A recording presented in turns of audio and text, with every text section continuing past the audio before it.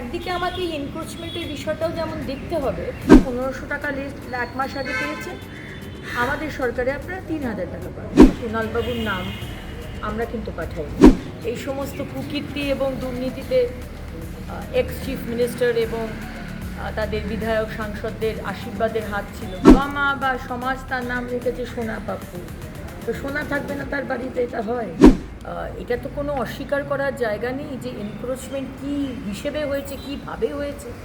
এবং তাতে দেখুন, সাধারণ মানুষ, আপনি আমি সাধারণ মানুষ, আমাদের চলতে ফিরতে ঘুরতে ফুটপাথ পার্ক সরকারি জায়গা সব কিছুই দখল হয়ে গেছে। এবার এটা নিয়ে একটা ডিসিশন নেওয়া দরকার। কিন্তু আবার মাননীয় মুখ্যমন্ত্রী খুব স্ট্রিক্ট, আমাদের প্রথম দিনে উনি ইনস্ট্রাকশন দিয়েছেন যে কারুর পেটে লাথি না পড়ে, এটা কিন্তু আপনারা খেয়াল রাখবেন।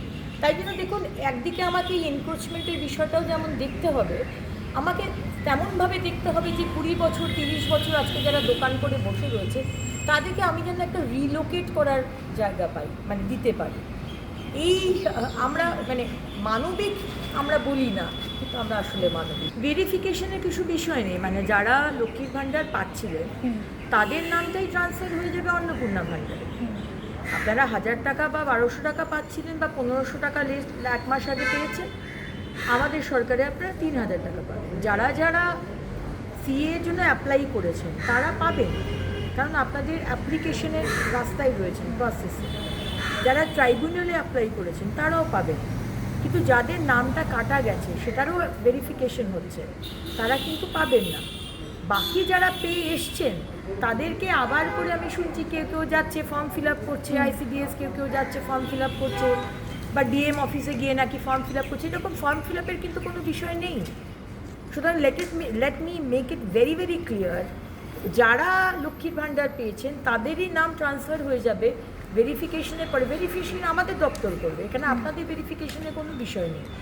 আর যারা ধরুন 15 বছরে পাননি, আচ্ছা বিজেপি করার জন্য আপনাকে দেওয়া হয়নি, বা আপনি খুবই গরিব কিন্তু তাও আপনাকে দেয়নি, তাদের আমরা শুরু করব। আমরা অলরেডি পোর্টাল খুলছি, এখনও কিন্তু পোর্টাল রেডি হয়নি। অনেক জায়গাতে সংবাদ মাধ্যমে আমি দেখছি পোর্টাল খুলে গেছে, এটা কিন্তু সম্পূর্ণ ভুয়ো কথা। পোর্টাল খুললে আমরা আনুষ্ঠানিকভাবে আপনাদের জানাবো। যারা যারা পাচ্ছেন না সেই পোর্টালে অ্যাপ্লাই করবেন, যারা পাননি 15 বছর ধরে, এবং তাদেরটা আমরা 2-3 মাস বাদে বাজেট হওয়ার পরে আমরা সেটা দেবো। বিধায়ক কুণাল ঘোষ বাবু বলেছেন যে বিধাননগর শিশু হাসপাতাল, সেখানে নাকি ওনাকে মনোনীত করা হয়েছে, কিন্তু সরকারের তরফ থেকে কিন্তু এরকম কোনো ইনফরমেশন আমাদের কাছে নেই। আমরা কিন্তু এটার মনোনীত কোনো নাম পাঠিয়েছি এটা কিন্তু নয়। এই বিষয়টা আমরা দেখছি, কিন্তু এটা আমি ক্লারিফাই করে দিতে চাই যে সরকারের দিক থেকে কিন্তু কুণালবাবুর নাম আমরা কিন্তু পাঠাইনি। এখন বাবা মা বা সমাজ তার নাম রেখেছে সোনা পাপ্পু, তো সোনা থাকবে না তার বাড়িতে, এটা হয়? লোকের থেকে চুরি করা সোনা, বন্দুক থেকে নিয়ে নেওয়া, জোর করে করা সোনা, বা আবার যেসব দুর্নীতি করেছেন এইসব right hand left hand of Trinamool নেতা, আবার কেউ কেউ বড় বড় নেতা রয়েছেন যাদের নামে সোনা নেই কিন্তু তারা সোনা পাচারে মদত করেছেন, সোনা পাচার করেছেন। সবার খাতা খোলা হবে, অপেক্ষা করুন। আমরা বোধহয় 12 না 14 দিন বোধহয় হয়েছে আমরা সরকারে এসেছি। তাই এই যে মানুষকে অত্যাচার করে, মানুষকে দমিয়ে এই ধরনের ক্রিমিনালস এবং সাংসদ বিধায়ক যারা ক্রিমিনাল অ্যাক্টিভিটি করেছেন, সবার হিসেব হবে, এই জন্যেই হবে।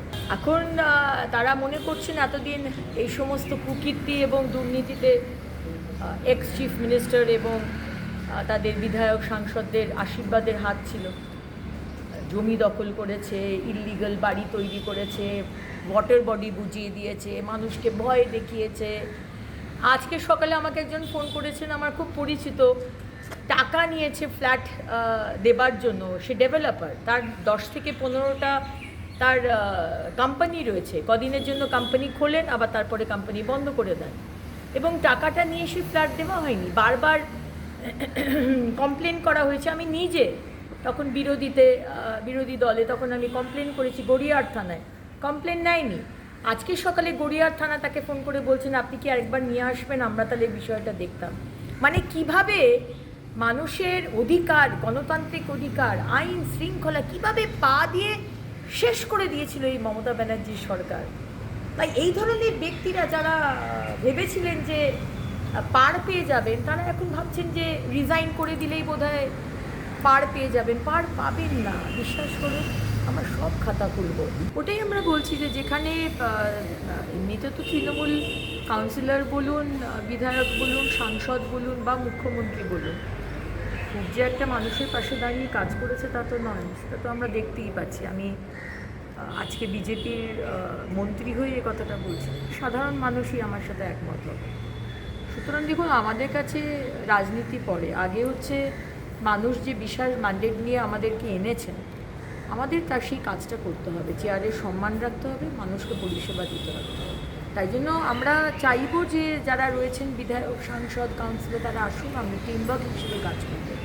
কিন্তু ফোনই যদি বন্ধ থাকে, যদি টেন্ডেন্সি না দেন, নাই আসেন পুরসভাতে, তাহলে তো আমরা কাজটা করে নিতে হবে।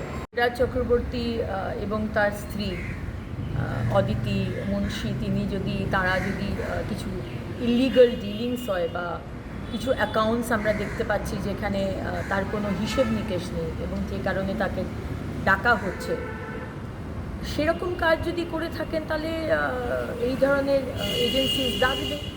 কিন্তু বিশ্বাস করুন, আজকে তৃণমূল বিধায়ক বলুন, কাউন্সিলর বলুন, পঞ্চায়েত মেম্বার বলুন, ইটস ভেরি ক্লিয়ার যে সম্মানের সাথে আমরা বাড়িতে ঢুকিয়ে দেবো। আমাদের মাননীয় মুখ্যমন্ত্রী বলেছেন, আমাকে জানান, আমার অফিসকে জানান, আমি পুলিশকে ফোন করে বলে দেবো। এটা স্ট্রিক্ট ইনস্ট্রাকশন আমাদের দলের অধ্যক্ষ মহোদয় শ্রমিক ভট্টাচার্য এবং আমাদের মাননীয় মুখ্যমন্ত্রী স্পেসিফিক্যালি বলে দিয়েছেন। কিন্তু যারা এই 15 বছর অত্যাচার করে এসেছেন, এফআইআর হয়েছে, পোস্টপোল ভায়োলেন্সে 2021-এর নাম আছে, তাদেরকে তো আমরা ক্ষমা করতে পারবো না, মানুষ ক্ষমা করবে না, তাদের বিষয়ে বলতে পারছি না। কিন্তু সাধারণ কাউন্সিলর, বিধায়ক ভয় পাওয়ার কোনো বিষয় নেই। আমাদেরকে জানান, আমাকে জানান, হয়তো আমরা আরও যারা আছি, আমরা স্ট্রিক্টলি পুলিশকে বলে দেবো যে এই ধরনের ইনসিডেন্ট যেন না হয়। এবং যে মারা গেছেন, অত্যন্ত দুঃখিত, আমি জানতাম না, আমি অত্যন্ত দুঃখিত। এবং মানে এই বিষয়টা যেন আগামী দিনে না হয়, আর এটা আমি পুলিশ এবং প্রশাসনকে অ্যাবসলিউটলি দেখে নিতে বলবো। কিন্তু আমি যেটা শুনতে পাচ্ছি যে এই সঞ্জয় দাস ব্যক্তি দেবরাজবাবুর কাউন্সিলর, ওনার অত্যন্ত ঘনিষ্ঠ ছিল এবং পুরো যে দেবরাজবাবু যে সিন্ডিকেট চালাতেন তার একজন মাথা ছিলেন। সুতরাং আমি বিষয়টা তো ওভাবে বলতে পারবো না, আগে পুলিশের তদন্ত হোক। কিন্তু আমরা তো কোনো দিনই চাই না যে কোনো বিষয়ে মানুষের মৃত্যু হোক। আজকে রাজনীতি একদিকে আর মানুষের জীবন, প্রাণ সব কিছু অন্যদিকে। সুতরাং আমি কখনোই এটা চাইবো না। আর বারবারও আমার মাননীয় মুখ্যমন্ত্রী বলেছেন যে যারা যদি কেউ ভয় পাচ্ছে, আমরা সসম্মানে তাদেরকে বাড়ি ঢুকিয়ে যাবো, বা যে কারণে ভয় পাচ্ছেন সেটাকে আমরা ঠিক করার চেষ্টা করব। কিন্তু কেউ যদি পোস্টপোল ভায়োলেন্সে অ্যাক্টিভ রোল নিয়েছে, এই 15 বছর ধরে অত্যাচার করেছে, মেরেছে, মানুষকে ক্ষতি করেছে, তাহলে তাদের তো দেখুন ক্ষমা করতে পারবো না। তাদেরকে তো এফআইআর হবে এবং আইন যেভাবে পথ নেবে সেইভাবে পথে আনবে।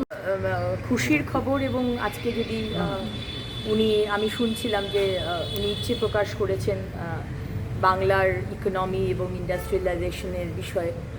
মাননীয় মুখ্যমন্ত্রী বা মাননীয় মুখ্যমন্ত্রীর আমাদের যারা টিম রয়েছে, আমরা যদি সেই সুযোগ পাই, আমরা তো প্রথম দিন থেকেই বলেছি এবং মাননীয় প্রধানমন্ত্রী বলেছেন যে আমরা ইন্ডাস্ট্রি আনতে চাই। আজকে ছেলে মেয়েদের যদি ফেরত আনতে হয়, যারা অন্য রাজ্যে চলে গেছে, অন্য দেশে চলে গেছে, তাহলে ইন্ডাস্ট্রি এখানে আনতে হবে, কাজ আনতে হবে। ইন্ডাস্ট্রি ইনভেস্টমেন্ট ছাড়া হবে না, ইনভেস্টমেন্ট ইনভেস্টর ছাড়া হবে না। সুতরাং ইনভেস্টরকে যদি আনতে হয়, তাহলে অবশ্যই সেক্রেটারি অফ স্টেট ইউএস গভর্নমেন্টের আজকে যিনি এসেছেন এখানে, তিনি যদি ইচ্ছে প্রকাশ করেন, এটা থেকে মানে আনন্দের খবর আর কিছু হতে পারে না। We are always welcome for any kind of investment and investor. এবং আমাদের শীর্ষ নেতৃত্ব, আমাদের মাননীয় মুখ্যমন্ত্রী বিষয়টা দেখবেন।